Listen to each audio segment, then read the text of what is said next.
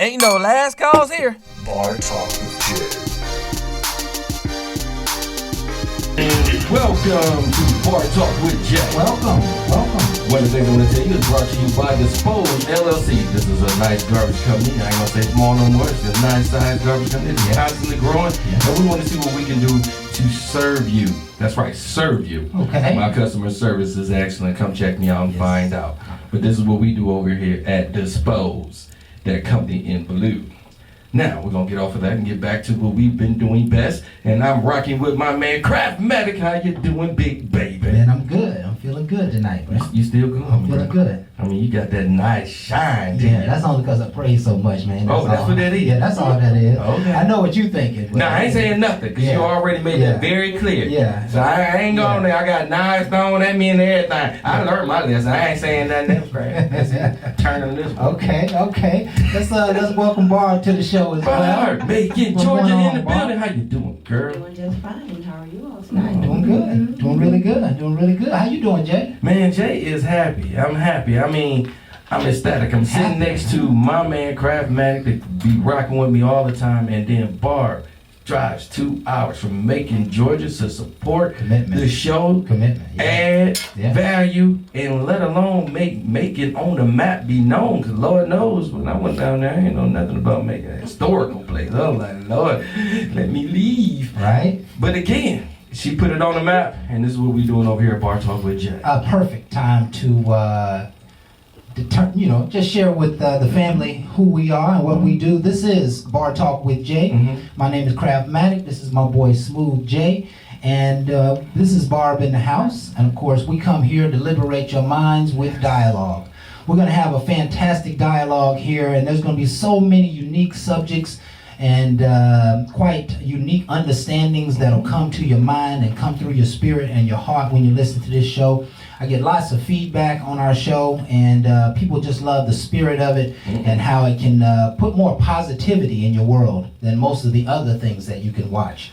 So we are so glad that you are here. We hope that you can look into the dialogue and see yourself and make some decisions. We want you to make some decisions as we go through this thing tonight. Get clear in your mind about how you're going to handle this or how you're going to handle that, what you're going to do or not do. We believe that those conscious decisions will begin to impact your life. And if so, then this show will have done what the Lord brought us here to do. So again, we thank you for being here. And we always start the show off with a prayer. And I don't know if you want to... No, go ahead, give it to him, Crab, Pastor. Okay. Barb said just a moment ago that we were going to pray over wisdom. Oh my gosh. Oh, that's nice. Yeah. Let's pray over wisdom. I'm not sure where the Lord is going to take me, but let's give it to Him. Heavenly Father, we come into Your presence right now again with our heads bowed and our hearts humbled, just thanking You for all that You are in our lives. We thank You, Heavenly Father, for Your grace and Your mercy. And we thank You, Father, for understanding why we are here. We ask You, Father, to give us the understanding and wisdom to walk through life without stress or strain. Give us the knowledge and perfect every step, perfect every thought, every belief, every attitude, so that we're always walking in the right direction. Let wisdom be our guide, and let You be the one that we depend on always and forever. In Jesus' name we pray.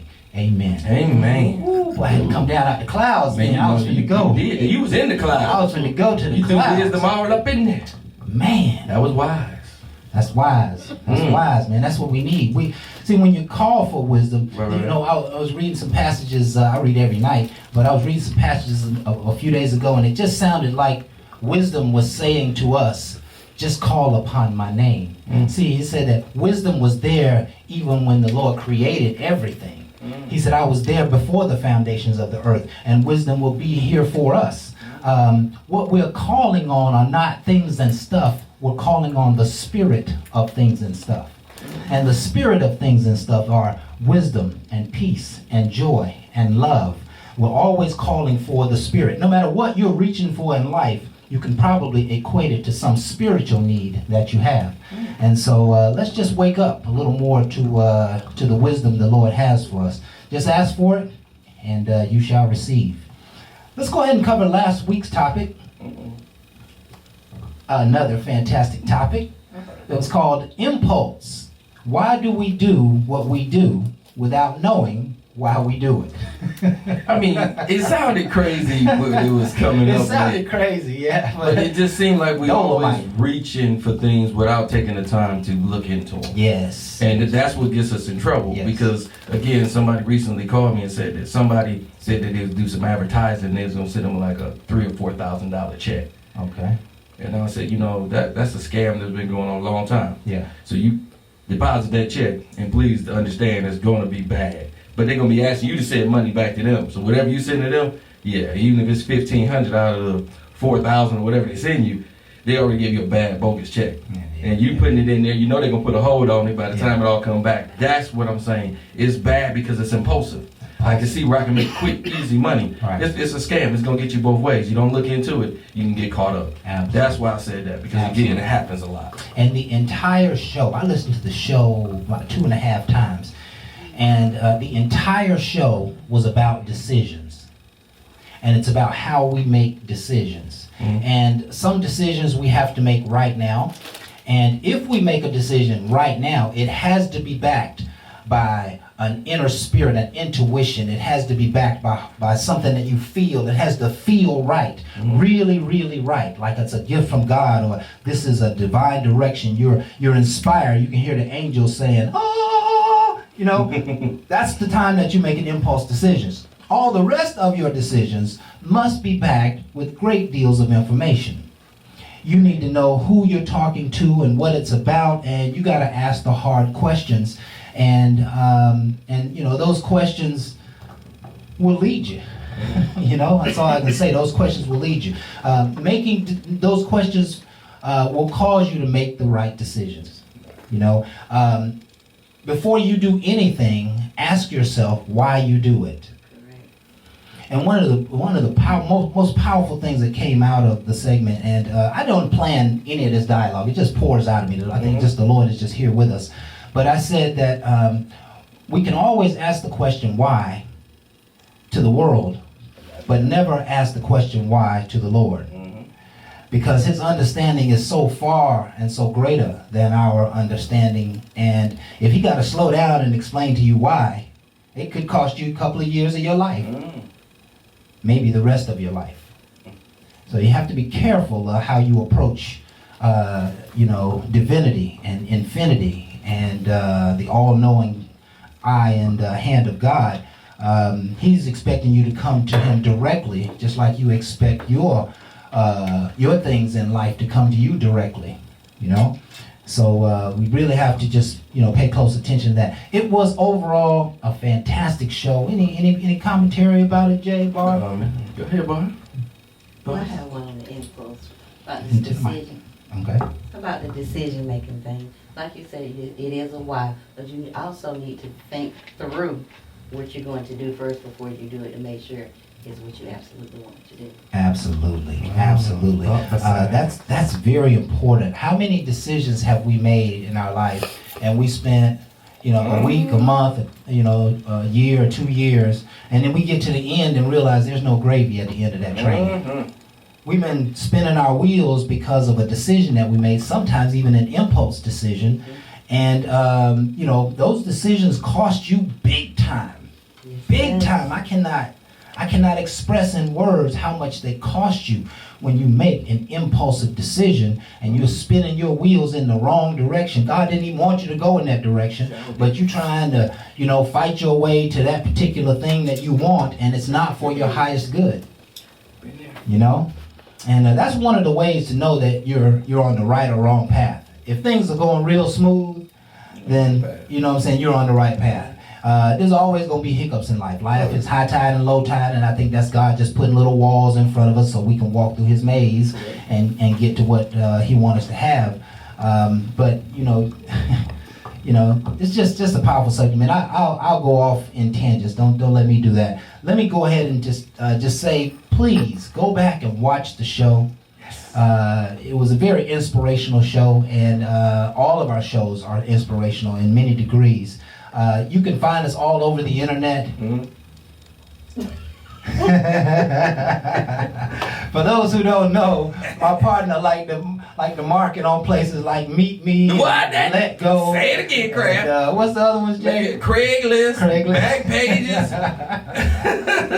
Wherever you thinking, Yeah. we gonna try to be there. Yeah. Or Facebook, Facebook dating. Okay. We don't be caring. We got another one. BLK. All us care. common folk, we go to Facebook and YouTube and Periscope and iTunes, Yeah, we did too. Spotify and Google Podcast and Periscope. I mean, we're all over the place. Right. There's no reason you can't find us if you just type in Bar Talk with Jay.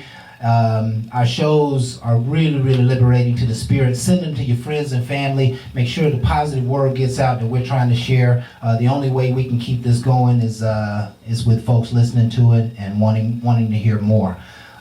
So again, thank you so much for being here tonight and for watching this show, whether it's now or later on at a later date. Let's go ahead and cover our quote for tonight. And Bar put this quote together. This is an interesting quote, and I think this is a quote that's perfect for January of any new year, right? Especially January of 2020. It goes like this. I've learned to acknowledge that some scars don't hurt, but others are numb. See, they rid you of the capacity to feel anything again. That's what scars do. We got to move to a place where our story is, I have survived. And that way we can turn our wounds into wisdom. Whoa. I mean, again, learning curves, markings, deep. I like that part. You went through some things. Yeah. And that's how we gonna teach Yeah. some things, because we got some scars. I think we all have some wounds. We all have some scars, yes. And a lot of times we cover them up. Yeah. But a lot of times while you covering them up, can you remember what caused them? And are you making changes in you? And that's, again, knowledge executed. Yeah. Get you back to wisdom. Yeah, knowledge executed. You gotta remember that. Listen, they say knowledge is power, but later on I learned that knowledge is only potential power. That only knowledge used becomes power, and the rest just sits in the vault of your sadness and your insecurities and your pain and your droughts of life. So I think that this is saying overall how we look at our past.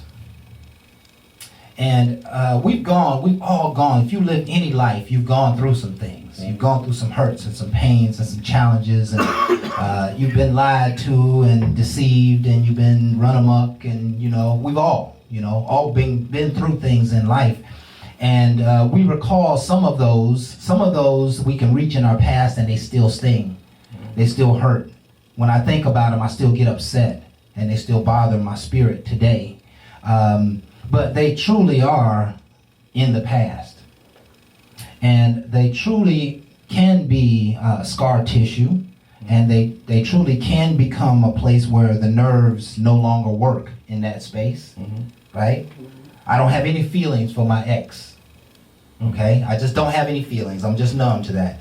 And that's not a bad place to be as long as you can be resolved with it, right? If it continues to bother you, then you're not resolved with it, okay? And it becomes just as painful as any of those other wounds of the past.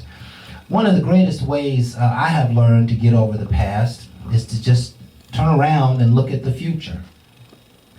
I ask myself often, if I never remembered that event in my life, what would happen? Would I miss out on something if I never recalled that thing happened again? The answer is no.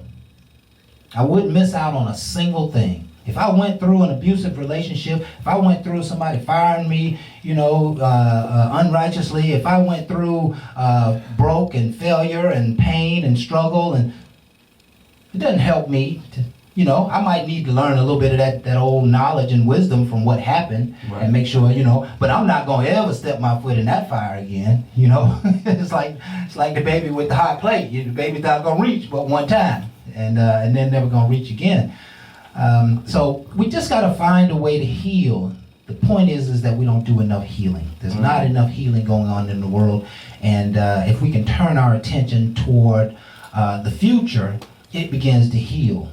If we look in the future and we take off running and we run into a situation that we could only achieve this situation because of what we went through in the past, that should give us some resolution, right? That should give us some healing. So every day we're walking into, an equation to be healed just by the things that are happening in our present. Oh yeah, I knew he was trying to slick talk me because I got taken back there. Oh, okay, I paid it forward because if I'd have been invested this time, I'd have invested 10 times as much. And that's how the Spirit will work. The Spirit is always taking you to a greater place. So, any comments on that, guys? No, I think you covered that quite well. All right, man. All right. I love talking about the psychology of things because it is only our psychology that keeps us moving in life. Everybody has to have a certain philosophical and psychological perspective. Those people who don't know God still know that sometimes things get tough. And when things get tough, I'm just going to have to bear down and go ahead and grit it because the sunshine will shine again, right? And that's the story of the man who falls several times. He always gets back up because he knows the sun will certainly shine again. Okay. Barbara asked me. We just got a couple of minutes before we go to break, and Barbara asked me to just do a couple of minutes from my new show, Minecraft. Yeah, it's more than a show. It's just my movement, Minecraft, and it is just an opportunity to help people learn how to think.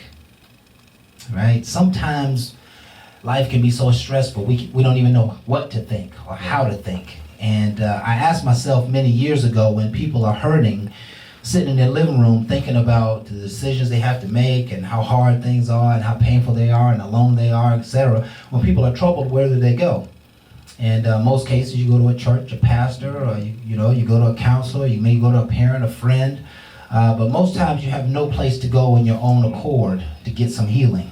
And that's what I want Minecraft to represent, some healing.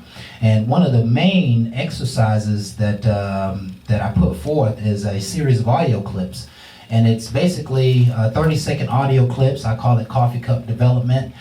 You can develop yourself in seconds, right? It doesn't take hours to change your mind. It only takes minutes and maybe less than a minute with some real intentional thought. And so you play the audio tapes and you begin to memorize the words. It's only like 6 or 8, maybe 10 sentences per 30 seconds. And they're very powerful. They take you from your current level of consciousness to the next level of consciousness, right? Okay. And so if I talk about prosperity, I'm going to go from I might not have enough to I know that there will be enough made for me. Those are two very different states of mind. And so I'm just hoping that you people will embrace it, try it on for size, see if it makes a difference. And, if you like it, send me your word. And I'm going to continue to produce this forevermore because I know this is part of my life's purpose and vision. This is what God brought me here to do. And whether it gets taken, received right now or maybe 100 years from now, it will be a relevant part of our world. Training people how to think. Nobody ever trained us how to think in grade school. Nobody ever trained us how to think in grown folk world either, right? Life teaches us how to do those things, and sometimes we just get off the cuff. So it is time for us to take our first break. And I'm going to go ahead and give us our subject for tonight. And then we're going to go ahead and jump into this break. And we're going to come back and cut up a little bit. Oh, yeah. Shall we? Oh, yeah, we're going to cut up. All right. Tonight's subject is... I gotta watch this guy. Well, I ain't saying nothing. I've been quiet, behaved. You have. You really have. Oh, it's about to come out. And I appreciate you, Jay. No problem. It goes like this. Why do we use sex as a weapon? Why do we use sex as a weapon? Well, I'm gonna have to keep my partner tame tonight a little bit. Good luck to you. Good luck to me, yeah, I know. I don't even into the handcuffs and whips. Absolutely, absolutely. It's on tonight. So we're gonna go ahead and take this first break. Y'all enjoy the music for those of you who can hear it. If you can't, the music lasts for 2 or 3 minutes, and then we come back on. So you all enjoy, and we'll be right back with more Talk with Jay.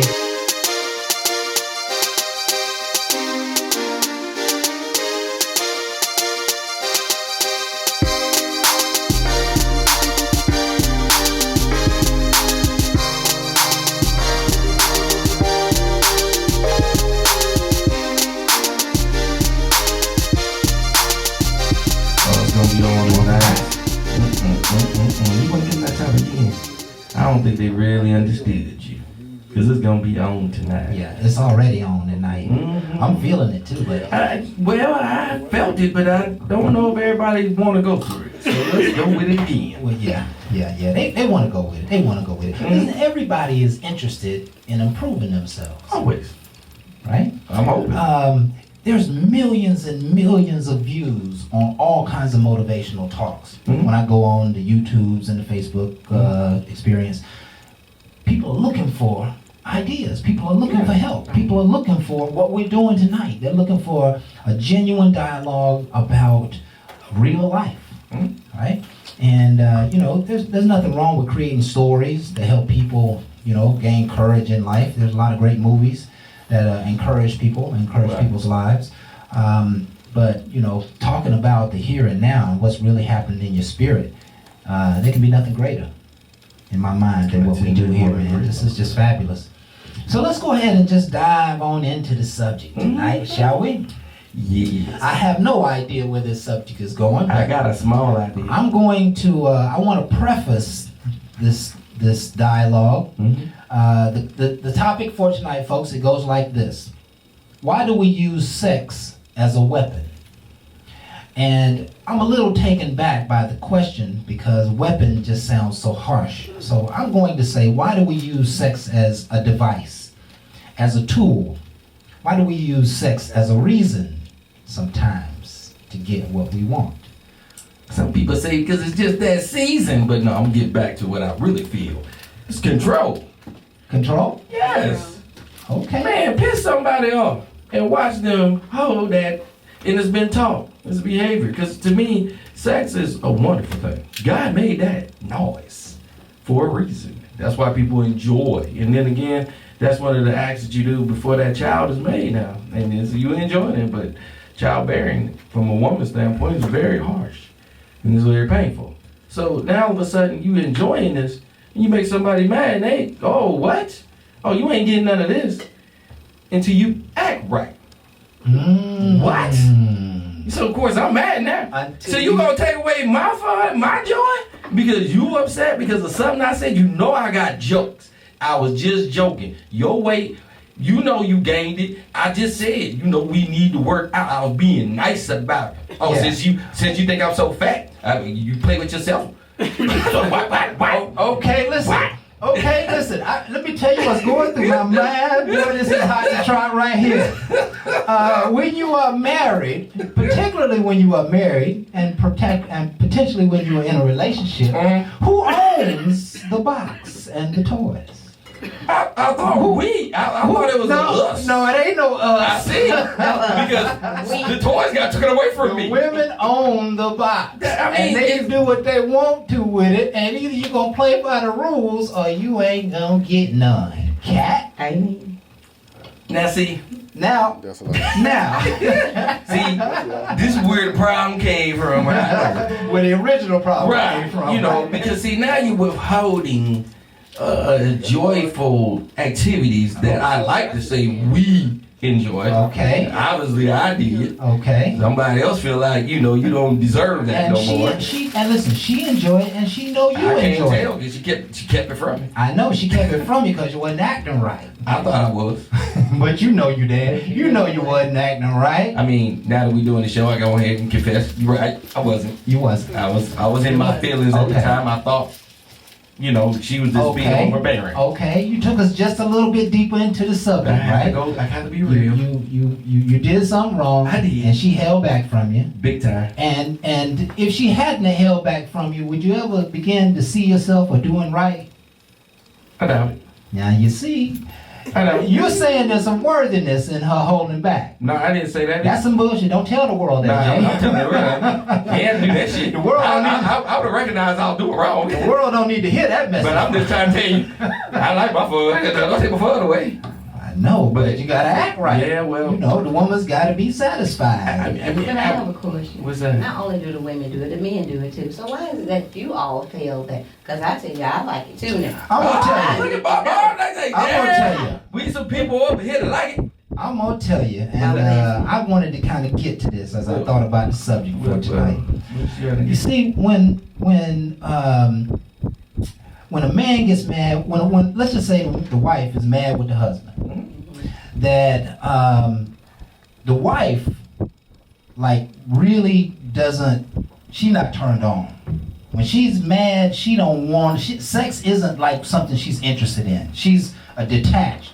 She ain't even turned on in that way. And if she is turned on in that way, it ain't by your ass. Because you done just did something wrong, made her mad, whatever, talk bad to her, whatever. So she ain't even feeling it, right? So you think she's using it as a weapon, but she's not feeling it. She's just not feeling it, right? Now, a man in that same situation, he could get mad, and 30 minutes or an hour later, he over the madness. Of course. And when he get into bed, he think everything's supposed to be the same. I know. But it ain't the same. Because she ain't turned on, right? She's still holding on to whatever the argument or disagreement was She's about. her feelings. But he's kind of over it, and he ready to move on. Mm-hmm. So it looks like she's holding the sex against him, and to some degree she just might be. She just might be saying, nah, until you understand my point, you ain't gonna get none. But the point I wanted to make in what you asked, when a man decides that he doesn't want to have sex with a woman, it's pretty much over. Damn, crap.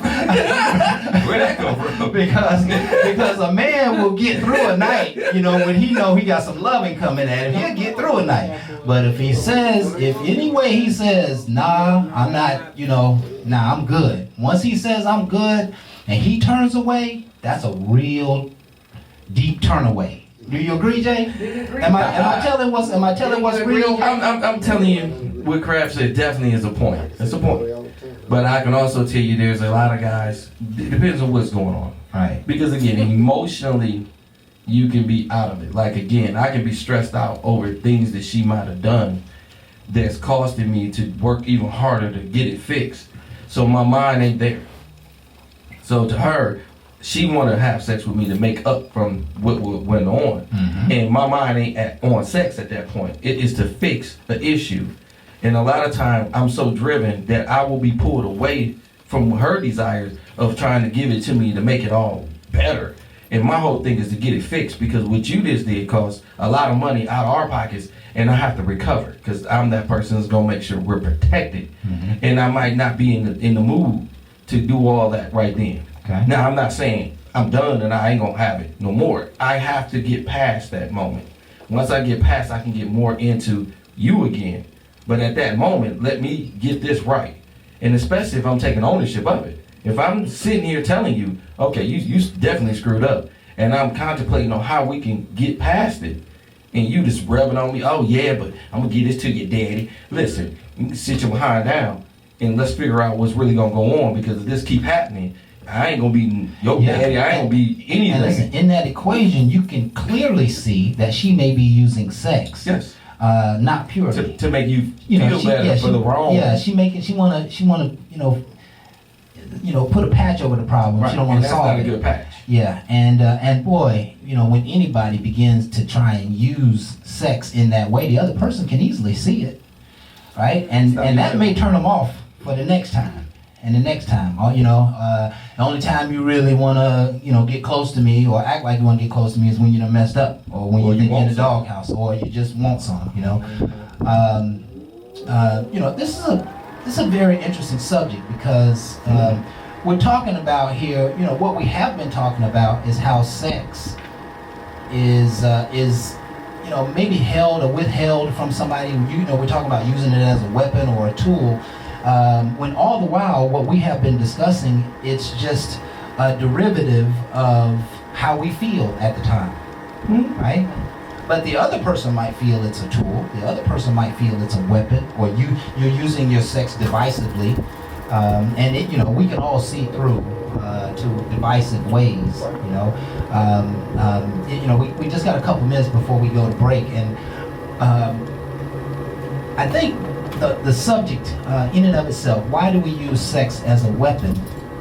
Why do we use sex as a tool or a device or reason, extends way beyond the household. It extends way beyond our relationships. And we see sex sold in almost every area of life.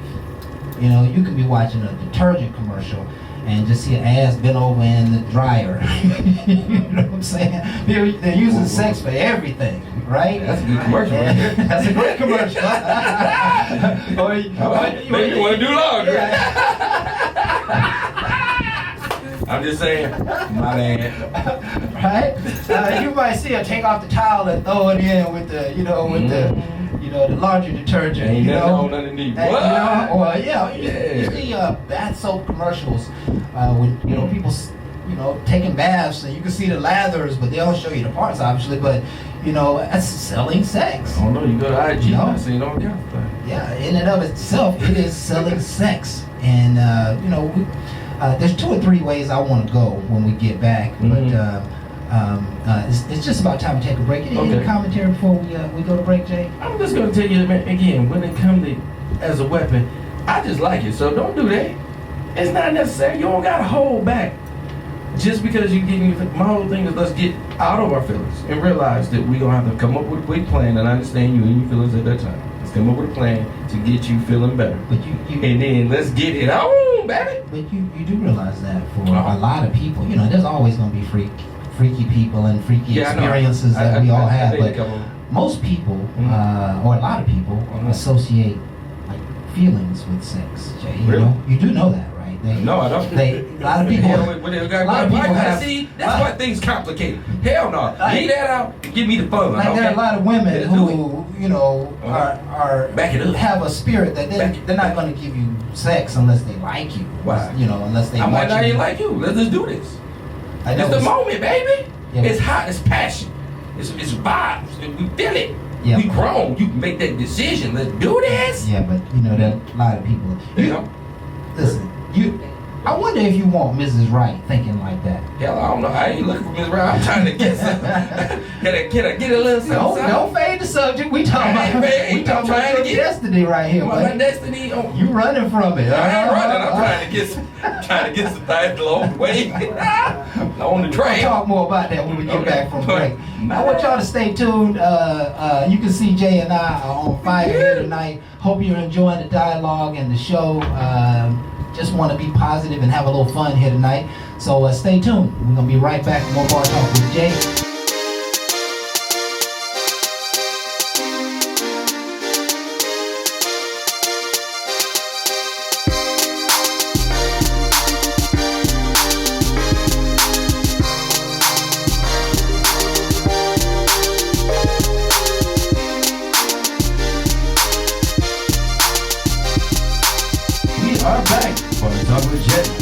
One thing I want to tell you is again, during the break, I want to make sure y'all understand we have Minecraft coming up. And one of the things about Minecraft, my man sitting next to me is going to take you to that next place that you want to be. We talk about different things right now, but we want to find out if you can find ways to heal yourself. Heal yourself. That's it, man. That's one of the things that I really don't see too many people doing. Yeah. So we talk about it, but now we're going to add an element that can help you get by. I am proud to endorse this. So again, this is why I want y'all to keep on listening, because we got more things coming. And the best person can tell you about it is the man himself. Crap! Tell him about what you're about to do for him, big baby! I had a chance to mention it a little while ago, but the whole premise is just helping people think, giving people some positive wisdom. Sometimes when you're in troubled or in pain or there are dark times, you just don't know how to think your way out of it. You can't see your way out of it. Mm-hmm. And so I've put together a series of talks and a series of basically exercises that you can do in order to change your own mind. Okay. No matter what you're going through, the objective is to change your mind. It is the only thing that you have control over, is your thoughts. And the sooner you can change your mind, the sooner you can start leaning on faith-based thoughts. Okay. Right? The escalator to the top can only you can only get on the escalator with faith.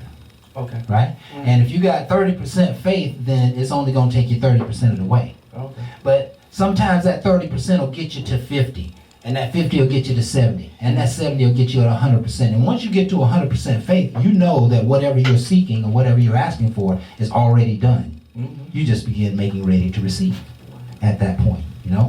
So it's just about helping people to grow out of their own little minds and really begin to lean on a bigger world, because everyone has great potential. Right. And oftentimes the challenges, remember those wounds we were talking about, those hurdles in the past, those things those tapes playing in our right now is what keeps us from moving forward in life. And until we get over those tapes, we probably are not going to, the rubber's really not going to hit the road, so that we can really get traction and move forward in our lives. So this is about forward movement, forward thinking. My whole vision is about improving the state of mind of mankind. And I was just recently, obviously we all just celebrated Dr. King's birthday. And I had a chance to listen to a whole bunch of videos and speeches that he made. And what I realized was that this was a man who wasn't fighting for anything for and of himself. He was fighting for people. He was fighting for a way of life for people who had not even been born yet. And his impact was so profound that we live in the midst of his presence almost every day. You know, we wouldn't be able to cross the street and go into a restaurant or whatever without the works that he put in. And that's the kind of passion that I have about Minecraft. I really want to create a place, a platform where people can come and develop themselves in their own living room, in the comforts of their own home, and learn how to think. Most people think they have no accountability to their thoughts, but our thoughts create our reality. And it's been that way since the beginning of time, and it's going to continue to be that way. And the sooner you learn how to operate in the flow of life, the sooner your life will heal and you'll get better and you'll make progress and change and find hope in a life that it looked like there may be no hope in, you know? So giving people hope, that's the program, man. I need to get on your couch, man, because I be wanting to get some. Yeah. So I need you to sit down and help me in my mind to get my thoughts right. Yeah. I just be horny. Yeah, I know.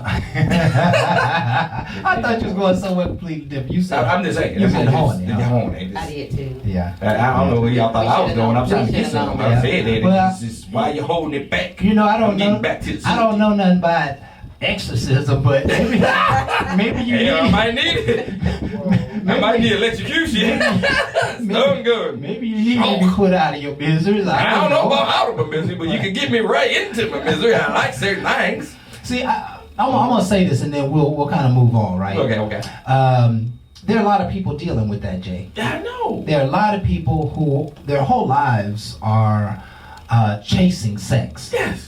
And they learned it somewhere, and it became a part of their structural system, their muscle, their nervous system. It became a part of who they are. I did it. And they think that is that not only who they are, they are, their sex, so to speak. They're good looking, they're, But it just became a way of life. Right. And now they know that perhaps something is wrong, but they don't know how to fix it. Yes.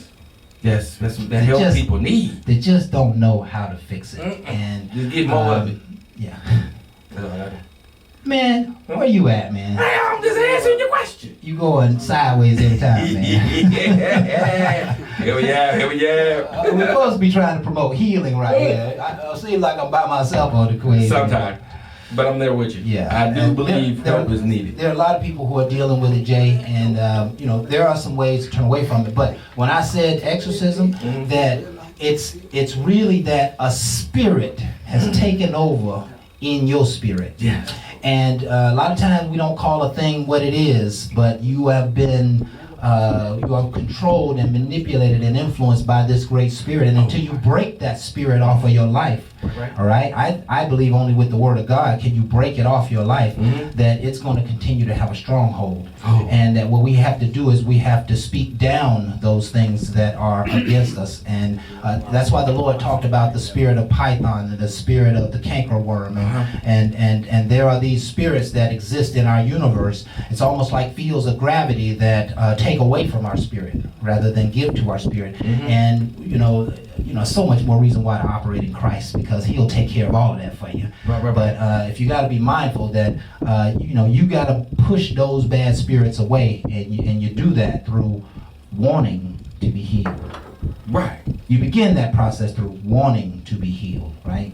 You gotta have the will and the want. Yeah, why In does... order to make that choice, in order to move from the bad. Yeah, sex sells so well because Yes, it is. there's so many people who are addicted to it, right? And it can be very harmful to people's lives. If you could see the tribulation from beginning to end, you'll see that people begin to close up themselves to life. Rather than going out and be a part of the world, they will be home and alone, and they'll be in these habitual places in their minds that are really destructive. They're really opening spaces for dark energy and dark spirits to come through. And so, that's a big one. Oh, yeah, I know. Let's go back to the subject. Okay, go ahead. I'm right there. No, you ain't. I am. No, you ain't. No, you ain't. I'm trying to find out why they like Open that. this up. Why do we use sex as a device or a tool? Now, again, this is opinionated, because you got to remember, one of the things, as a weapon, you automatically looking negative, and that's why I want to look at it as negative, because there's nothing really positive when you holding back, because obviously somebody went through something. So I want to go to the underline of the issue of what's going on compared to the holding back. See, one of the things about a person like myself that might like sex, you're holding back because you already know my likes. You already know me. So you're trying to show me that, hey, you ain't even changing nothing you're doing, but yet you still want to give for me, and I want to give to you, but you're not doing right by me. So Okay. it's one of the ones that you got to really understand a person, and that's why they pull away from you. Yeah. Because you ain't doing right. And I totally do agree, when you're doing wrong, don't expect somebody to keep letting you have pleasure when you inflicting pain. It's an oxymoron. You can't expect that and think, well, I pay the bills, I do this, but look at how you're destroying me. Morally, you're bringing me down. Because you're doing some of these things doesn't give you the right to destroy me, ever. And that's the saddest thing about what I'm seeing today, and ain't being talked about, because some people are like, well, he do all these things, so I just go along with it, because it's killing you inside. And that's not fair to no one, to have your morals stripped from you because of money and power. You got power in you, and I don't feel no one should be destroyed like that, because now you don't got nothing to plant. Your seed is being destroyed. It is being condemned, and now you will never blossom to the great person you can be because of the person you with. Yeah, let's talk about that, Jay. I think you bring up a very, very good subject. My mind is all over the place. There's 5 different directions I want to go, but let's talk about this. Because what you kind of described is a situation where, let's just say that there's a husband and wife, or there's a male and female together, and the woman knows that the guy is no good. He no good, right? He out doing this, he out doing that, but when he come home, he expect to get sex. And maybe because you don't want to cause no trouble, you don't want to cause no issue or nothing, that you kind of give him sex. You just kind of give in, right? And then ultimately what happens in that equation is every time he comes to you for sex, there's less feeling and less emotion in the equation, to the point that it begins to just be sex just because he wants sex. And it usually is ugly sex. It don't last very long, and it's just kind of, it ain't got no passion to it. It ain't got no love to it. It ain't got no emotion to it at all. But yet you keep going through with the sex process. That's kind of a backwards use of sex. That's maybe letting yourself be used as a sex slave, a sex toy. And I think that happens in a lot of households, man. That's why we There's a want to talk lot of about it. households where women are detached from these men, but when these men say get in position or just come on in here, that the women just give in, and it's not what you want. It's not for your greatest good. And I have to ask the question, why would someone continue to go when they have a choice not to? Or do they even know that they have a choice not to? I mean, remember conditioning and habit. if I'm conditioned to this and I'm used to this, then this becomes my environment. You know, I'm not seeing nothing different. I'm watching other people and their lives ain't no better than where I'm at. And I'm comfortable. I'm living pretty good. So why should I give up my little bit of a fear of being out in the cold and everything else when I am kind of good? So again, it conditions you to put you in a smaller inner box compared to you living your fullest potential. And that's the saddest thing, is because the only person that know your fullest potential is you. And if you allow this to happen, it's destroying you, and you're not getting nobody that's going to encourage you. I want to encourage you to understand you have power within you. That power can shine. And I'm telling you, it would amaze the person you with when it really gets out. I can't tell you it's going to change them. Only thing going to change them is them. But the power you have will get you to change to be the best you. Yeah. And that way it's received and it's love. That passion and that whole purpose makes more sense compared to I'm giving it to a person that can care less about me. That after a while, that makes you so bitter, you can hurt the person you with. And that's what I'm seeing in today's times, is we are starting to hurt one another. And I'm talking totally physical. Yeah. And that's seriously wrong, is when I have no compassion for you and I can take your life because of all the stuff I endured. I gave up all my morals. So the things that would keep you alive and keep me from hurting you, you destroyed. And then you wonder why people snap and hurt folks. These people have been traumatized time and time again. And then we all like, why? We ain't see it. Because they ain't speaking on it. No one's asking. They just keep taking. No one wants to be taken from. Sex, money, emotional robbery. But yet you expect me to live my life and be happy. Yeah, but the only way that those situations are going to change if somebody has enough courage to stand up for themselves.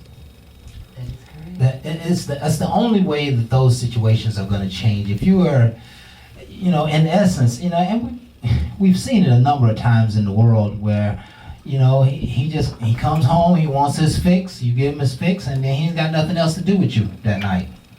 He push you off, or he go into a different room. I imagine maybe there are some situations where women are treating their husbands that way, but I don't know that he would complain too much, but... Hurry up. Yeah. But, Just for tune it women, over. I have an affinity for protecting women, and I know that you women who are in those situations, you got to find a way to not allow yourself to be used. And I'm a firm believer always going to prayer first, because you may not know a way out, but the Lord does. And when you commune with him on it, he'll reveal it to you.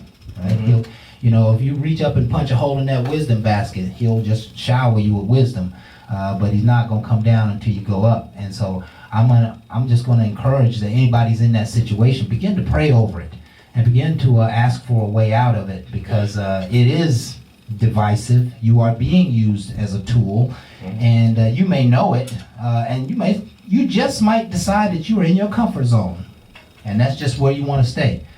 No need of having bitter feelings after that. If you're going to allow it to happen, there's no need to be getting upset about it. There's no need to to act like it's somebody else's fault. You just gave up part of yourself. And I know there are many people who are in this situation who can't hear it, but I am just absolutely amazed at the amount of childhood molestation that I hear about in the world. And it just, there are a number of, you grown women who have gone through that. It's prevalent, and it's happening a lot. And, there are ways to say no. There are ways to protect yourself from being somebody's tool and somebody's device.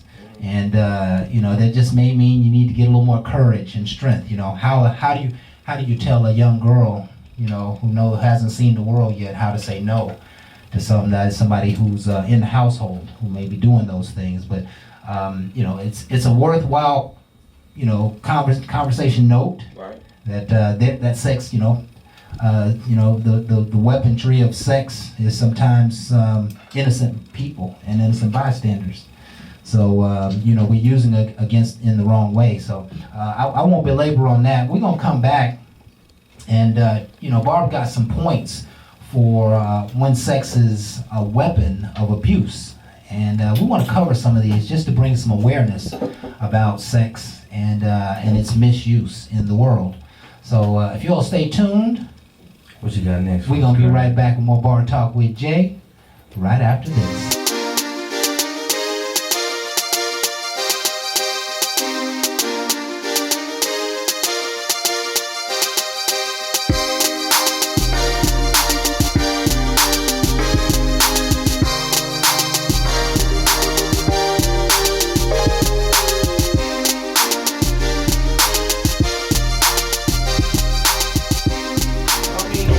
It's simple though. It's sex on the beach though. Come on now. Yeah, that's simple. That's I simple. want you to get up on the mic here.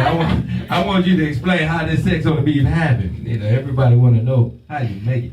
How did you do it? Did you seduce them? Did you kind of just grab them? A little Did you warm here, a little touch there, and then that white eyes. See, that's that you're making a little touch here, a little stuff here, and we get the stuff going there. I remember my first introduction to sex on the beach was when I was in college. Oh yeah? And, It's an old drink. It's a fabulous drink. Oh, what you trying to call me old or something? Yeah, basically. That's what Carrie Bubbles know. Oh, okay. I just, Nah, basically I'm it's self-conscious. vodka and then like 2 drinks that I make. Well, sex on the beach is made different ways, different flavors. So it just depends on the 2 flavors that you got. Basically, I got strawberry, and then I got pineapple liquor, and then I just got a little bit of mango. That's it. Okay. So, Listen, we know She how say you do that's it. I'm just trying to tell you, it do make you want to ooh la la. I don't know what y'all was thinking. This stuff right here have you thinking. Oh, I'm telling you. Lord. So let me get on back over here, Crab. Yeah, I got come my on back sex in on the here. beach. I'm about to get mine. Yeah, that's a great drink, man. That's a great drink. That's my vacation drink. Right. Because it make give me lasting power. You know what I'm saying? I can I won't be drunk but sitting in the back seat, on vacation or trying to go back to the room. I can drink several of those and move throughout the day. Keep it popping They make things happen. and make things happen. That's what I'm talking about. Happy know what I be talking about. Yes, sir. You're so dirty. Whatever. You're a dirty old man. Man, hey, I'm gonna be in a wheelchair chasing that. Come here, come on today. Hey, you like Bernie Mac. You say things that I think, but I'm that's just what I trying to say. tell I'm gonna get it. Yeah. Okay, let's go back to the subject. Okay. There's so many directions this can go, and if you folks who are online watching us live, got some situations, circumstances, or questions that you want to chime in on, we'd love to hear from you. I don't have it in front of me, but my boy C managing the boards will let me know if somebody's asking a question. Tonight's subject is, why do we use sex as a weapon? Why do we use sex as a device or a tool or reason? And without going into a relationship, why would anybody use sex as a tool? It's the easiest thing to use. I mean, it's even in the Bible. It's easy to use. It's easy to use. It's easy to get people to act right or do things for you. Mm-hmm. I don't like to say for manipulation because, again, it can be used in a good way. Right. Where we both can get great things from it. Right. But if I'm not really feeling you, I can give you the illusion that you are the best that I ever had. Yes. Just to get something out of you. Right. And that's where you get manipulation from a little bit when it comes to sex. Well, But again, that's degrees. One of the things the first thing that come up in my mind is, it seems like Tyler Perry just does a great job. Oh, yeah. A great job of how sex is used in relationships to blackmail people and put them in situations. And so it is a powerful device to use. Yes. Lie, say that you're pregnant when you ain't. Yeah. Playing games, see if you can send me some money for abortion and ain't never trying to have one. Yeah. All these things come from that act. Absolutely. Now, people don't all do this, and again, I'm not saying that's what everyone does. There's no circumstances that, again, people have told me about these things is done to them, and you be like, man, that's cruel. But you didn't see the other side of it. There's more to it. That person was going through a whole lot. They took advantage of that person, so that person manipulated. So now it's like, well, dang, you know, dog, you kind of was wrong too, you know. But he ain't gonna tell you that. Yeah. It's a lot of half stories, half truths that's being told, and then we started being trained so wrongly. Just like manipulation of holding sex back. I mean, you got to look at the degree of why. I can't say it's always wrong, but my whole thing is who taught you and what's the exposure level of why you're doing it. Yeah. Is you just in your feelings, or are you a cause of it? Yeah. You keep going back in a relationship. You know, I got you towards later. I mean, don't worry, because we don't get about there. Relationship on this subject. I mean, I mean, that's what the show about. Yeah.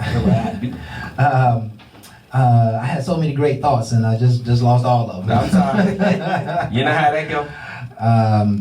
So yeah. Listen. Sex being used as a weapon, sex being used as a device or tool. There are a few men who have done it, but we know a lot of women who have done it. Sleep their way to the top, and use sex to get what they want in the world. And I think we probably have all seen relationships where women are with guys because they got a lot of money. And if they got a lot of money, they'll give them all the sex that they want. And hopefully, you know, they'll be around with somebody to, you know, talk to at breakfast and, you know, maybe help them put their projects together, and somebody who can hang out and have a good time. But there are a lot of relationships that are phantom relationships just because of sex. And, you know, we know, I see in the car business, it happens quite often in the car business that you'll have a young lady come into business, and you know, she'll be liked by the general manager, and you know, every once in a while, you know, they'll bring extra lunches and make sure she gets one, and next thing you know, she's getting a promotion into another position, and next thing you know, she's the general manager of the whole damn place. Right? I mean, she got to be on top of her game a little bit, ain't no doubt about it, but she had much favor because of her sexual favor with some of the people at the top. And again, it's common in the world. We've seen it, and you know, there is one of the places that, you know, we know it's wrong, but it happens, and I guess to each his own. I think anybody who gets something for for a shadow, you know, they're going to end up with nothing in the end. You know, it's just a shadow. It's a fleeting moment. You know, it's a fleeting experience. I think sometimes we give way too much, in spite of how great it is, we give way too much credit to sex. And I mean, we can. Yeah. But it can be awful good though. You know, some credit. You know. Well, ain't no doubt it's a good thing. You know what I'm saying? Ain't no doubt it's good in its reality. But the fact that sometimes people use it to manipulate you, make you very vulnerable to them.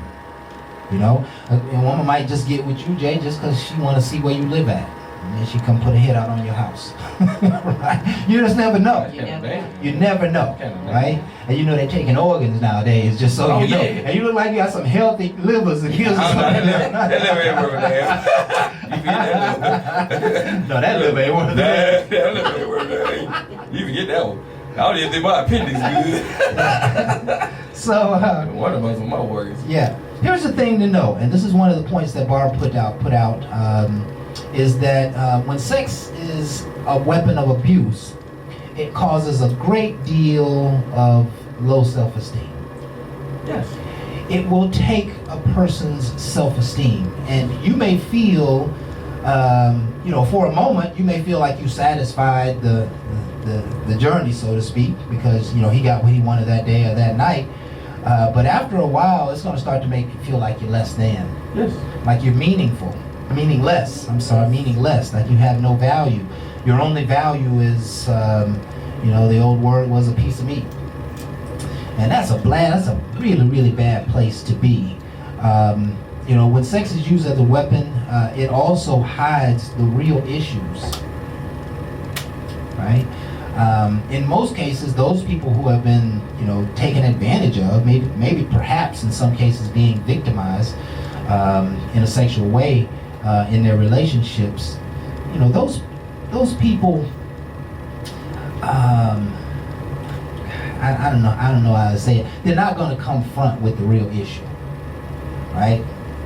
They're not going to speak up for themselves. They haven't spoken up for themselves. They're not going to stand up and say, here's the real problem. The real problem is you don't do this, you don't do that, I don't have enough this, I don't have enough that.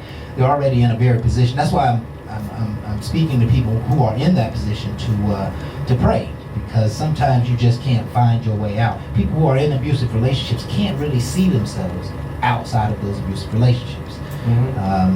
So it's very important that you pray. It says here it makes sex less enjoyable. Sometimes it creates more fights. I don't know if this is good or bad. It says it makes your lying skills improve.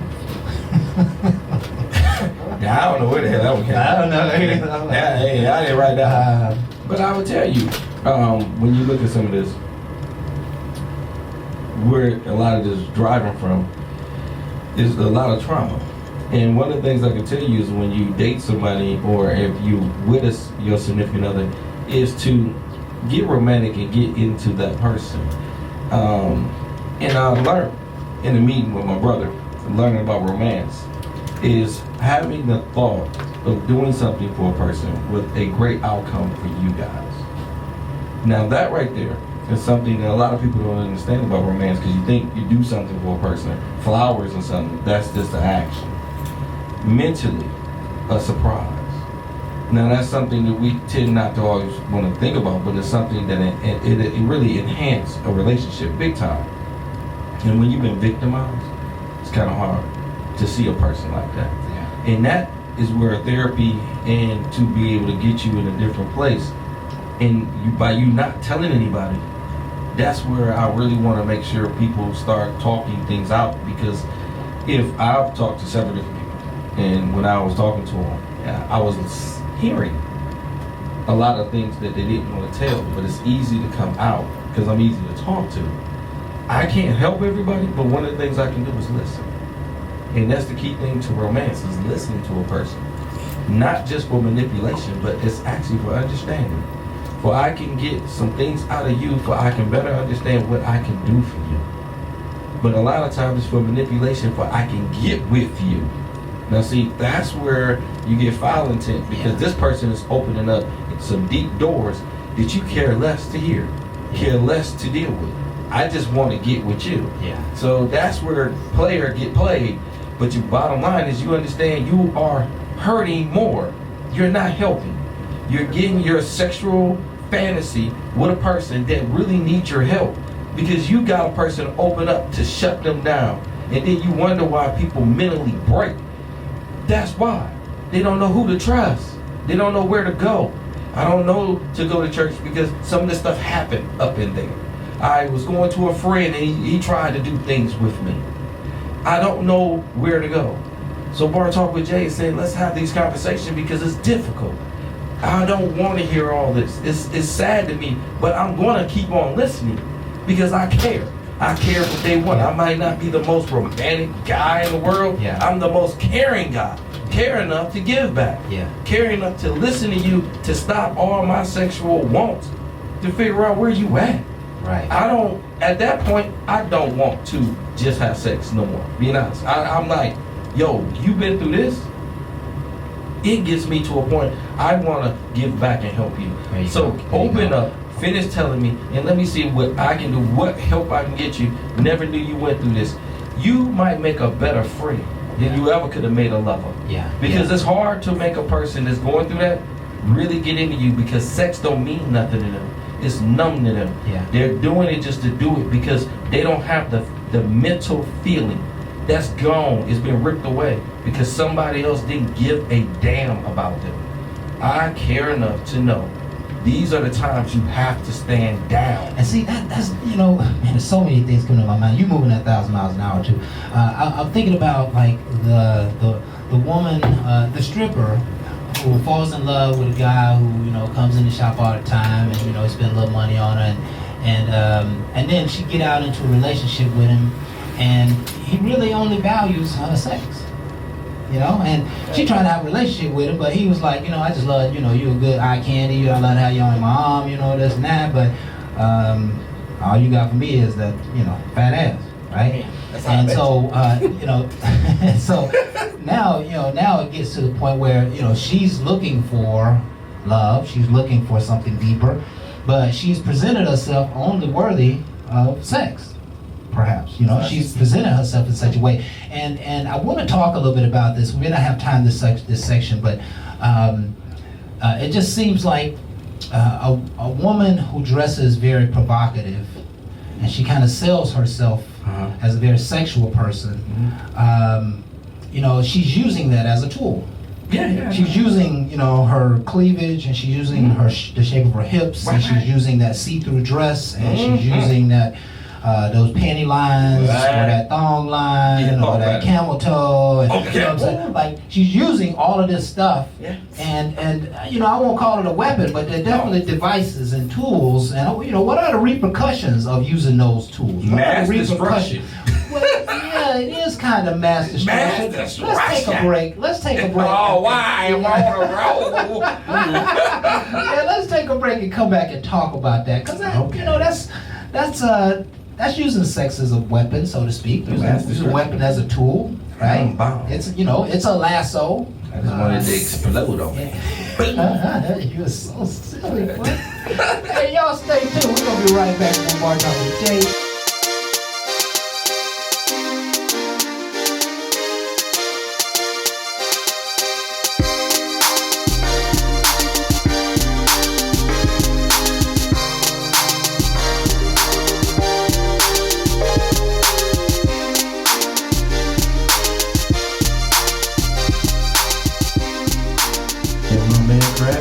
On tonight about this topic. Yes. I don't know if y'all ready for this, but this is a dialogue that I really want y'all to really pay close attention to, because I know y'all didn't know how this was gonna go down. Yeah, I didn't even know how it was gonna go down. I mean, you gotta let them know that. I like where it's going. So tonight, folks, we're talking about why do we use sex as a weapon? Ooh.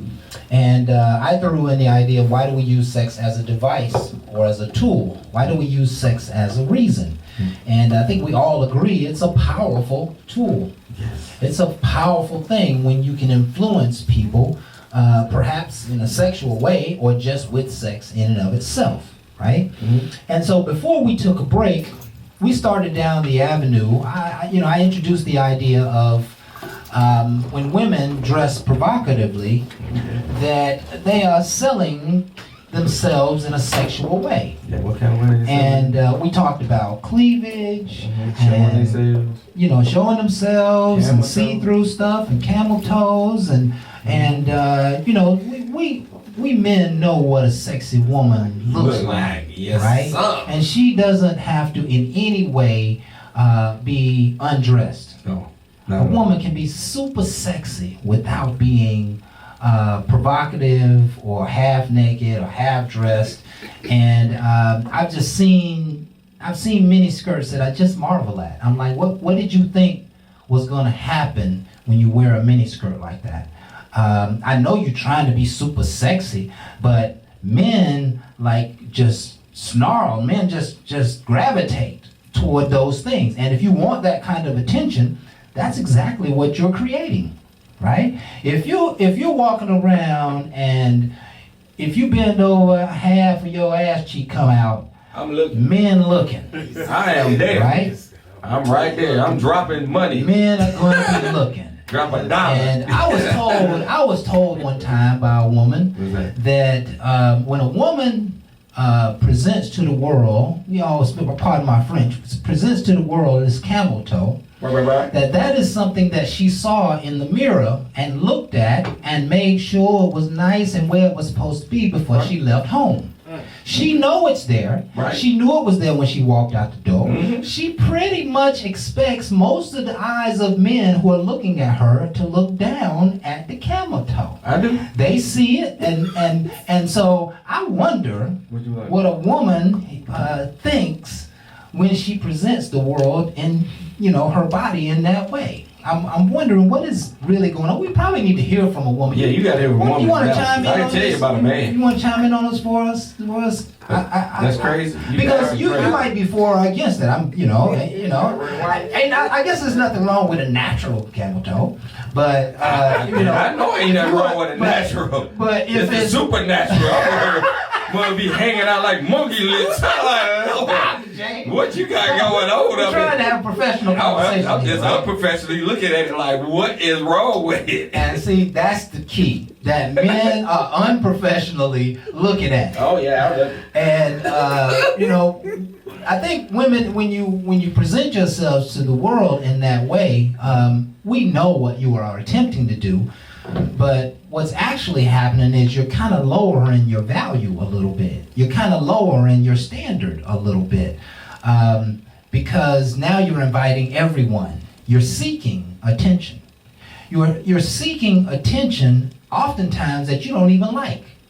You got a real sexy outfit on, super sexy outfit on, showing all your curves and parts and your wiggles and jiggles, and you walk by a dude, and the first thing he gonna do is he gonna reach out and try to grab your arm, touch your attention, try to say hello, try to holler at you. And the next thing you know, I think what happens is you wind up rejecting a lot of people, and then, perhaps Mr. Right or a guy who's worthy of your attention comes up and you're just in rejection mode. Because you done had to push off so much bullshit attention, and the guy who approached you might be looking at your curves, but he might be a real guy wanting to see what's in your head. He might want to know who you are, where you from, what's going on with your life. You know what I'm saying? What are you into? But he's going to have to overcome your pure aura of sexiness before he gets to your mind. And if a man is with you, and he hasn't got into your mind, all he's buying into is your body. I will say, at that point, I agree with you, but you gotta remember now. A woman gotta remember how she's dressed. Because again, if you dress provocative to seek that kind of attention, then you already know these things are gonna occur. My whole thing is how a person approach you should automatically let you know we got a person. Because again, if he's saying hello, he's starting to speak to you, and you dress almost like a hoe. This is to say the nastiest way we can. Dress this way out there. Just hoe-ish. Right, hoe-ish. Yeah, you know what I'm But saying? you still want to show, and that person don't disrespect you as they approach you. Then you got to understand the approach and who's in front of you. Because again, no matter how you dress, I shouldn't just be judging you, but you put this in front of me. Yeah, in fact, that's a great point. In fact, what's happening, it seems like to me, is that you're saying sex to me before you're saying anything else to me. But I can still say hello to you. Yeah, the first image that I have of you when you're dressed like that is sexual. And if I'm not a deep man, and there's a lot of guys who aren't deep, then they're going to reach for you just because of your sexuality, right? And I say stop reaching. And just start speaking. Well, learn respect. Don't grab a person. That can be very disrespectful. Yeah. To grab a person when you can actually speak to a person because you don't know where they're at. Yeah. But you're grabbing and you're trying to control. That's a control. Yeah. And that's not what we're talking about. We're just talking about being approached. I'm just talking about we're talking about being approached. I'm just saying how they approach can be wrong. But again, you can't just do that because she dressed a certain way. I say a lot of people need to hold themselves to a better standard. My whole thing is I can speak to a person and get their attention just as well as I can grab. Grab is more abrasive, grabbing, controlling, and I feel like, no, speak to a person, because if they ain't got time for you and they want to keep it moving, it's because they might be dressed provocative, but they don't want your attention. I just want to make people look. I don't care for you. And again, you got people that's like that, and you have to respect that and keep it moving. But no, you dress like that, now I try to grab your arm and you pull away, now all of a sudden it's like, forget you. It becomes so negative, but truthfully, that's your intent. That's a mixed signal, though. It's always a mix, but bottom line is, you you can't just look at that and say that's what it is. That's like your wife coming to bed in a sexy lingerie, but she don't want you to touch her. That's some bullshit, Jay. I mean, you can call it some bullshit. That's she exactly could be doing what it that is. because she pissed off with you. It don't matter why she I know it happened to me. I promise. She came in there. You changing the subject, man. Oh, I do it all the time. I'm Stay with me though, man. I'm Stay with you, me. but you know, it's hurtful. What about guys that do it? Guys, Nah, I did it. Okay, I get did on it. the mic. Get on the mic. Guys that do it. No, he said it. I got it Go because ahead. I did it. Go ahead. There's a time. Guys that do it. That's what we're talking There's a about. time that back then when I was married, she made me mad, and she always the one to withhold, right? But one thing about our relationship, she was really bonded with me, so I knew to go ahead and take a shower, come out in the towel, knowing that I normally come out, you know, usually in my pajamas. I come out, I drop the towel, you know how we do, and then just walk around. Now she mad, and like whatever, and I'm like, oh, man, I know you gonna dry me off. Well, I don't want to dry you off. You know you made me mad. She going off, and I can already tell her whole voice changed. You know, it's like you know what you did, and you just never just say you sorry for nothing. And I'm like, so you gonna dry me off? I shouldn't dry you. Why should I dry? Now see, it went from I shouldn't. You know, you already know she mad. So normally it's like hell no. It's like I shouldn't. Okay. I said so. I'm just gonna sit here and freeze while I can be getting dried off. And she, you made me sick. You made me sick. You dried off. You already know. You getting her back into that mode. It's mental. He's like, so is you ever gonna say you sorry? It's like, so I'm saying I'm sorry and I'm not changing makes no difference. But I tell you, I don't appreciate what I did to you. And I'm thinking about making sure I make some things different in what I do. But at this time, I fucked up. Well, yeah, you did, and then it changes the whole temple. Everybody gives in to the admission. But the admission is understanding your wrongs now. Yeah. To admit it just to get it, Yeah. it's stupid. I promise you're doing the wrong. But when you know you're wrong, make time to make change. Give it time, because again, if you keep on repeating, then don't apologize and don't say you're sorry, because you're not. We just tend to keep on and you lie. Oh, I'm going to do better. No, you ain't. I'm just disappointed that I got caught. But I don't want to change my actions. Crazy, but we do it. Well, let me tell you, and that's another great subject. We're kind of all over the place in this show, but there's a lot of great dialogue here. Guys know that if you mad with us, and then we hit it real good that night. What you talking? We expect all that shit to be done with. If I made you cry out, what? You better not bring that up in the morning. But listen, I know, still feeling that way. Whatever. Yeah, women, we know that the answer isn't fixed. We know there's not a solution. But a lot of men would think that if I give it to you real good that night, I think which fits right inside the subject of tonight, that we're off the hook. If I ain't off the hook, I'm good. I'm sleeping good tonight. Yeah, break up to make up. And we take for granted that sex session, no matter how good it is, it's going to be the fix-it-all. And I know you women don't agree with that, because the issue is not solved at that point. It might not be solved, but we had a lot of good stuff happen. There was a lot of good stuff happening. It was a lot of passion. That passion. Yeah. Because you already intentionally mad. It's the wrong kind of juice.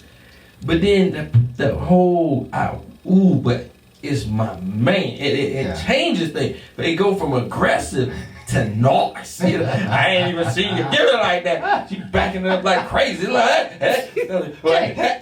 Oh, got him on. Anyway, see what happened was you can get into role play. You can get different ways.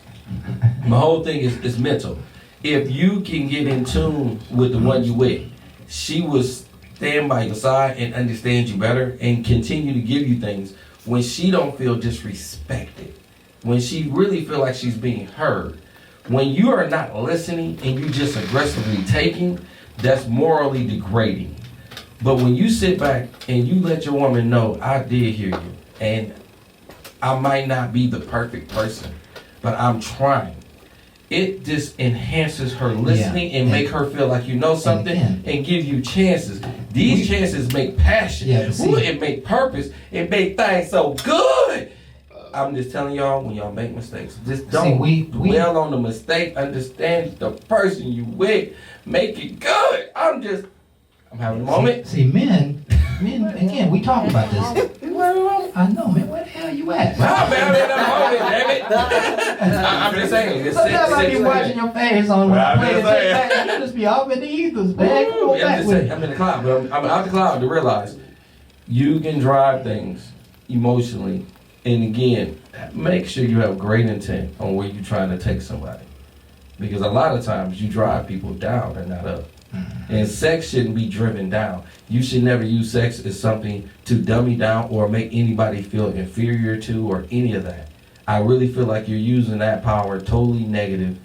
That should be something that to embrace somebody, to uplift somebody. Yeah. That's what I'm mainly trying to get to. I'll go on my little tangent, but I'm just telling you. I was thinking about the example that you said about, you know, you had an argument, you come back together, and you admit that you're wrong, and the reality is, again, and I think I said this earlier, that women, you know, they're gonna forgive you, but they might not be ready to have sex right then.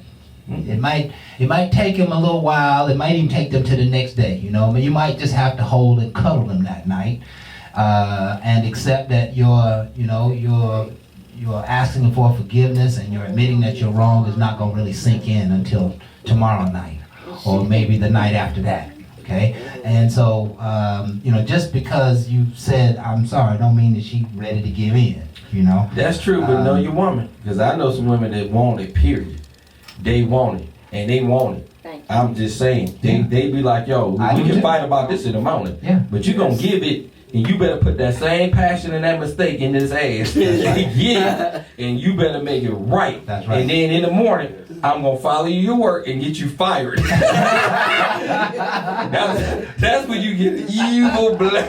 They don't play. You better resolve that at the crib. And listen, the woman with that attitude, that's very interesting, Jay. The woman with the attitude who say, you know what? Okay, let's forget all that bullshit. Just get it in, and I need it, pound it up, da da da da. That's the woman who, when you don't give it to her, cause you mad, she just might go get it somewhere else. No, she gonna take it from you. No, I woke up. You talking about a different specimen now? I ain't no different. No, no, bro. Yeah, we talking about long-term relationships here. We talking about people you just met. You know what I'm saying? Man, I'm telling you, when they want it, they just like us. When they into you and they want it, they want it, and they ain't trying to hear that. Yeah. You better get it right. You ain't get that money right. You can get two picks around that. Yeah. Whatever it takes, you better get it together. And mentally, a woman feels, and this is another thing too. I think if you don't get turned on, if a man don't, it makes a woman feel a certain way. Like, if I get in my mental where my mind is not there, and they be like, so you ain't really feeling me right now? And I'll be like, bro, I got so much, whatever. You just got somebody else on your mind. It goes so left of center. And they want to bring out things that they normally wouldn't talk about. They'll say it. Oh, whatever. Obviously, you must have been with somebody else. And it's like, wait, why would you think of that when I'm telling you what's on my plate? This is big. This means something to me. Whatever. You just... Just keep on doing whatever you do, and it becomes a negative conversation, negatively taken. But don't you see? And this may be off the subject, but don't you see her fighting for you right there at that moment? Don't you see her trying to come in the door? She's attempting in some way. She is. You might got a lot on your plate, but she's attempting to and there's nothing connect wrong with you right then. And right? my whole thing is to know me, and you got to grow with a person. To think that controls me is half the problem. My whole thing is you're doing it to soothe me. That's one thing, because you're going to be doing more than just asking me for it. You're going to be rubbing on me. You're going to show me signs of affection, things that I might like. I might not have, but we're going to do enough things together at that point that it's going to soothe me from the issues. But when you dictate to me, oh, this is what we're going to do, and then I say, well, my mind is here and I'm doing this, and I ain't saying I'm not, but I'm telling you, my mind is over here, and you telling me what I'm going to do. I'm telling you, it's going to be a mental problem. And it's going to be mental with her and mental with me. So she ain't going to want to. If she keep playing with my mental and I'm not there. And that's where we play against each other instead of with each other. And like you were saying, a person that's really trying to show you affection, they're going to stop asking. They're going to start rubbing and doing and making you feel like, something. Get these problems off. just know it's gonna be all right. They soothe you. You know what I'm saying? Now I might mentally change what my whole thought was because I'm tense.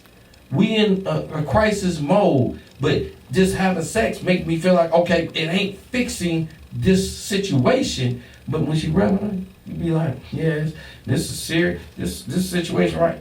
You know, we can get back to this situation a little bit later. You know, because.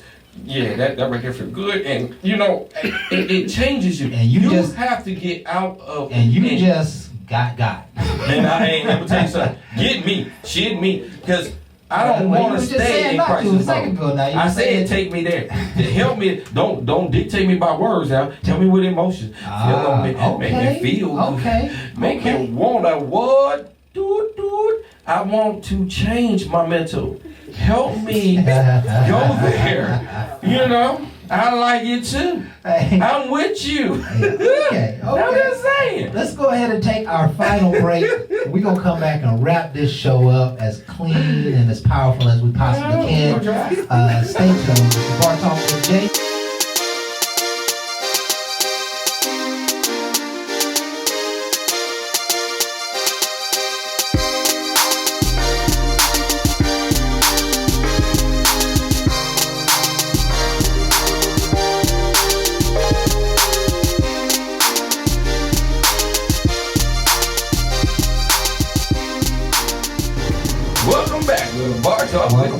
Welcome back. My man Crab did it on that song right there. That was right in the place to know. That's fire right there, buddy. Man, that was that new Fabo. Woo! Mm-hmm. Yeah, he hit something on that one. Yeah, he did. And y'all can't see the album cover, but it's a woman hugging the silhouette of a man. A silhouette. The man is a silhouette with dollar signs inside of his body. So he like a walking piece of money, and she's, got on a red dress and hugged all on him and crying. Like, in the picture, it basically insinuates that he means nothing to her but money. But money. And that means as long as she stays super sexy and give him lots of sex, she'll probably stay around for a while. Good possibility. People have given away themselves with sex for whatever reason. I guess security.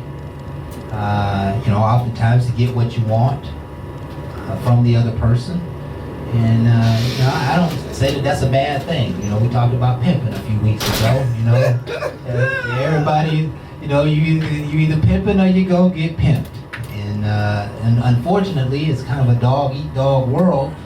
And you got to come up on yours. But if you come up with something shallow, if you are trying to come up in life through a shallow effort like sex, you're probably gonna end up with nothing. Because sex really is as great as it is. It's just a super passionate experience in the moment, and you'll remember it tomorrow. And it was good yesterday, but you want more of it. Right? And so as the Lord says, the eyes are never full, and you're always going to be chasing something. If in fact you're chasing sex, because you're never going to be full, you're never going to be satisfied.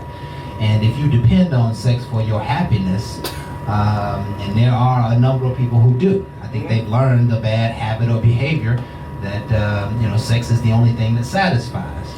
There are many other, but it worked pretty damn good. It worked but it ain't like gravy. You know what I'm saying? It ain't gonna feed you. It can be like gravy, depends on what it is. No, it ain't gonna feed you. It ain't gonna keep you. It'll keep you strong, but only in the flesh. It ain't gonna keep you strong. It made me not even want to eat. I was just not going to sleep.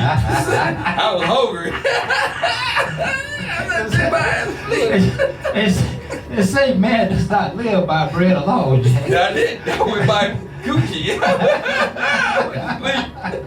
It put me there. It put me in a coma. I was just drooling. You know how you see a nipple and just make you drool? Yeah, I know. It's like, wow, did you see what I did see? Yeah, that's very nipple because I'm drooling. Yeah, that be me. I can understand. It happens. I can understand. Do we want to hold ourselves to a higher level? And that's what the show's about now. I like to say yes. Yes. But do we talk about it to enhance people to realize sex don't need to be looked at as the most negative thing, but we can enhance it by looking at it in a positive way.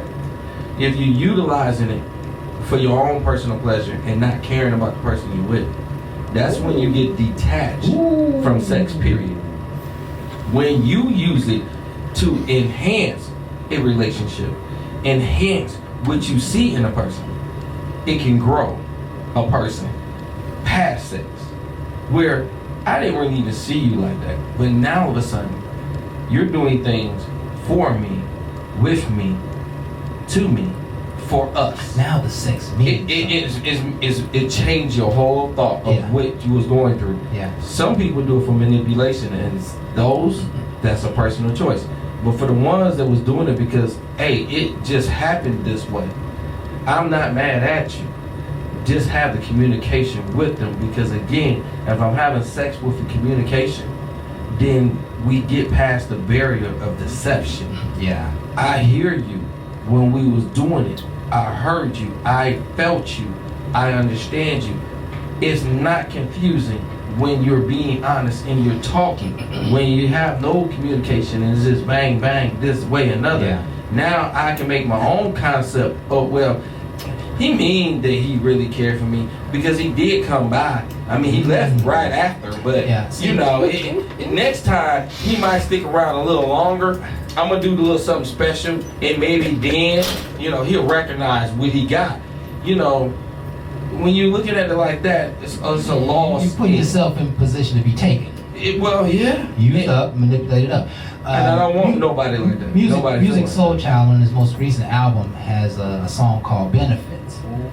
And the song is all about, he basically says, you know, who says friends with benefits don't work? And that's, you know, that's the conversation that you want to have. And he basically suggested that really, you know, if we're having sex, it's no way that somebody's not going to get hurt. Somebody's going to get hurt if you're having sex. But let's talk about it beforehand, and before we get our feelings involved, before we get caught off guard with some of these feelings and get pulled in, let's just talk about being friends with benefits, right? And we're talking about sex as a weapon. You know, this is a way that sex. No, you saying paying for pussy? I mean, you friends with benefits. Ain't that? I mean, that's the same thing as it's been always. Friends with benefits. Friends. You paying for the booty? Friends and have sex. Ain't it? No. You ain't paying for the booty? No. Man, I'm gonna talk to that last one. I was talking to. She told me friends with benefits. I had to pay for the booty. Well, that wasn't no friend with benefits. It wasn't a friend with benefit with me. Listen, that was a client. I benefit. That was a client with benefits. Man, I'm just trying to tell you. I was celebrating to that day. I sold a little bit. Yeah. I'm just saying. Friends with benefits is an understanding between two people that we can just have friends and benefits. We're gonna be friends and we're gonna have sex. That's what I'm saying. And I'm not changing my whole new approach. No, you know it very well. Stop bullshit. It's a tug radio. You know what I'm doing. I don't know where you going, man. It's a radio show. Yeah. I'm gonna bring it home later on. Yeah. You know, there is a place for those relationships, and you know, our friend AP, who used to be on all the time, she always talked about the maintenance man. You know, and that she always had a maintenance man, and so she had an understanding with her maintenance man. No, she had a team.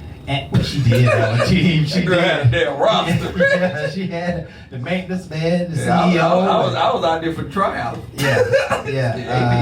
She was super sexy, man. She was super sexy, but I never felt it. So, but the point is that two people can have a sexual relationship without it creating other expectations.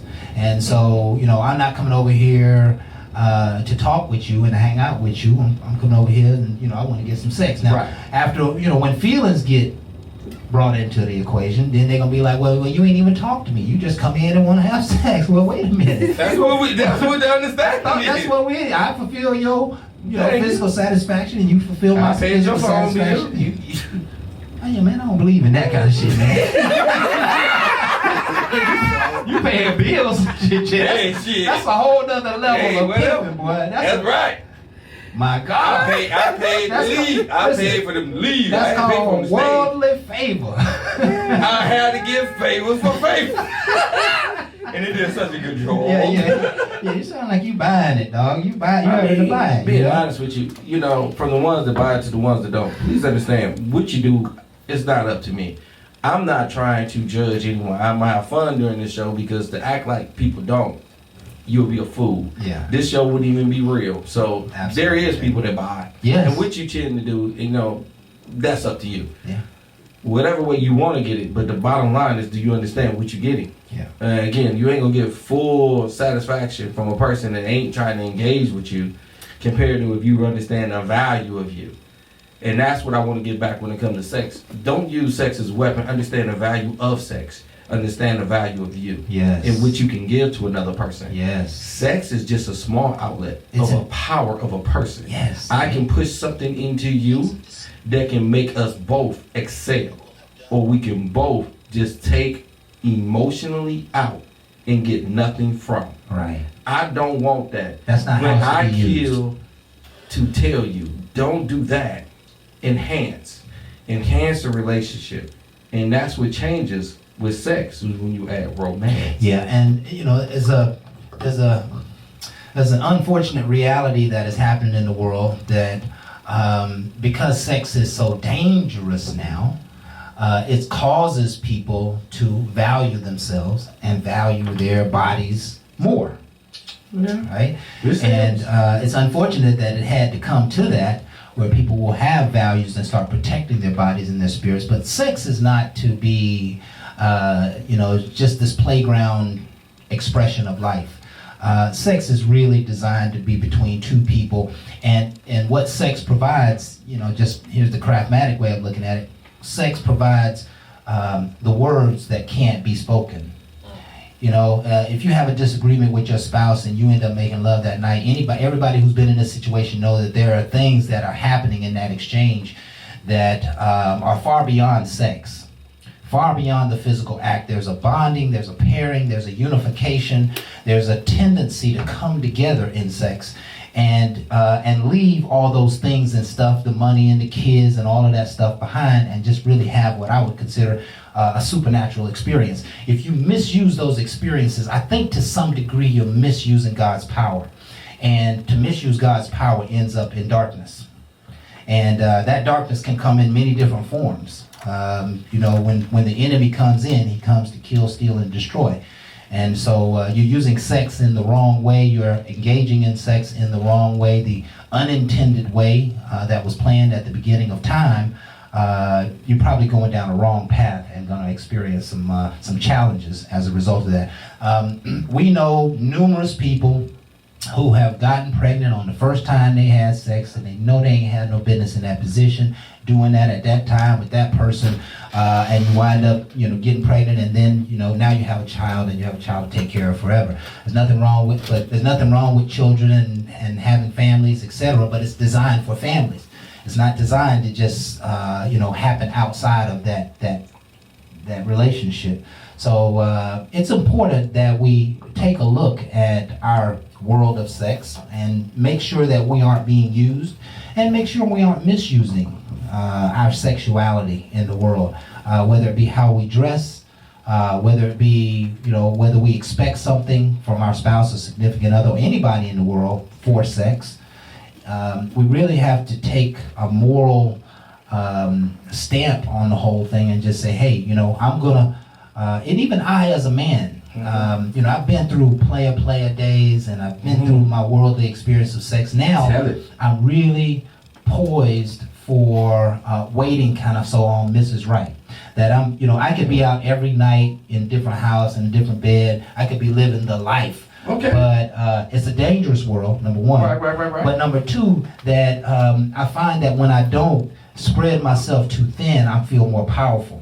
And I think what's going to happen is when good people come, whether it be Mrs. Right or not, there'll be a reason and a season she came, that I'll be able to enjoy her for who she is and for what she brings to the table, rather than for just her body and her sex and et cetera, et cetera.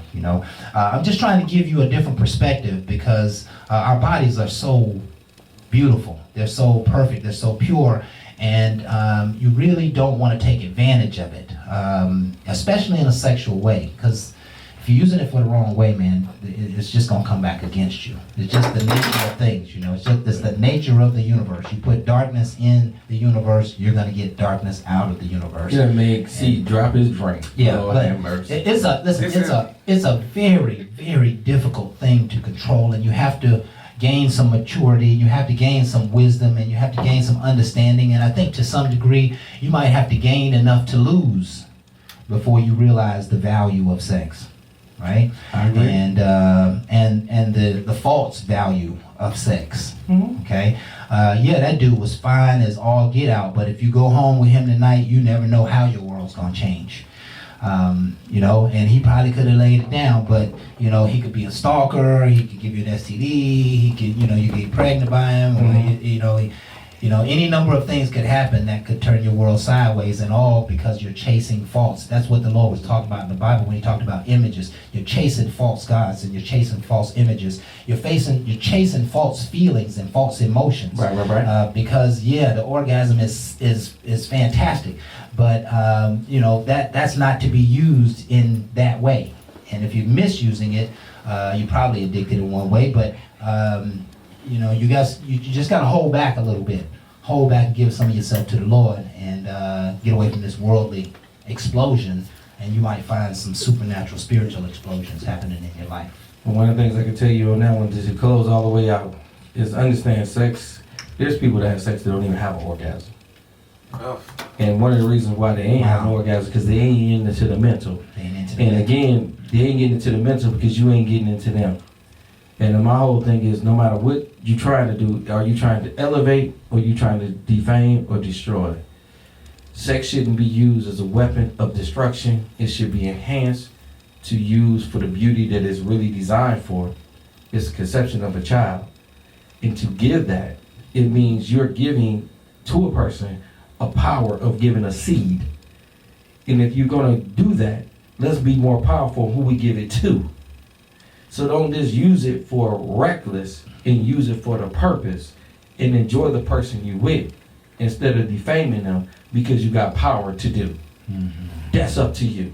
All right. All I want to say, Bar Talk with Jay, this is a conversation that might not went over well with you, but you damn sure better understand it, because we having problems today, and I want you to talk about it. There you go. Bar Talk with Jay. This has been Bar Talk with Jay. My name is Craftmatic. This is my boy Smooth Jay. And we're here every week, Facebook Live, Thursdays from 7 to 9. And of course, you can catch us on all the unique podcast, shows and platforms. We thank you for being here with us tonight. We're truly grateful. We are nothing without you. And we hope you've enjoyed the show.